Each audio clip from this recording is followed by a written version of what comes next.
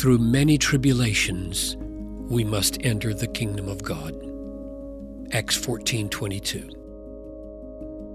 The need for inner strength arises not just from the depletions of everyday stress, but from the suffering and afflictions that come from time to time, and they do come. Suffering is inevitably added to heart weariness on the way to heaven. When it comes, the heart may waver, and the narrow way that leads to life may look impossibly hard.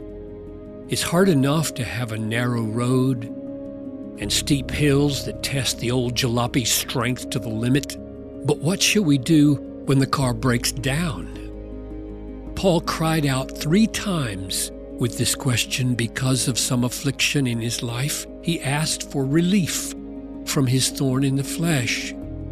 But God's grace did not come in the form he asked. It came in another form. Christ answered, "My grace is sufficient for you. My power is made perfect in weakness." 2 Corinthians 12:9. Here we see grace given in the form of Christ's sustaining power in unrelieved affliction. One grace given, we could say, within the circle of another grace denied. And Paul responded with faith in the sufficiency of this future grace. "Therefore, I will boast all the more gladly of my weaknesses, so that the power of Christ may rest upon me." 2 Corinthians 12:9. God often blesses us with a grace given in the circle of grace denied. For example, on a beastly hot day in July, the water pump on our car stopped working, and 20 miles from any town, we were stranded on the interstate in Tennessee. I had prayed that morning that the car would work well and that we would come to our destination safely. And now the car had died.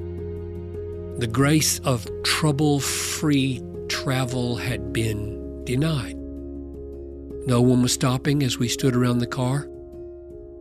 Then my son Abraham, about 11 at the time, said, "Daddy, we should pray."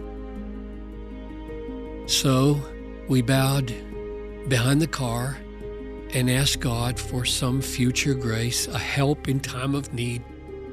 And when we looked up, a pickup truck had pulled over. The driver was a mechanic who worked about 20 miles away. He said he would be willing to go to get the parts and come back and fix the car. I rode with him to town and was able to share the gospel with him. We were on our way in about 5 hours.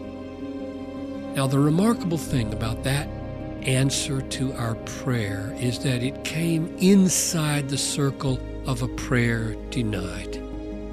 We asked for a trouble-free trip. God gave us trouble.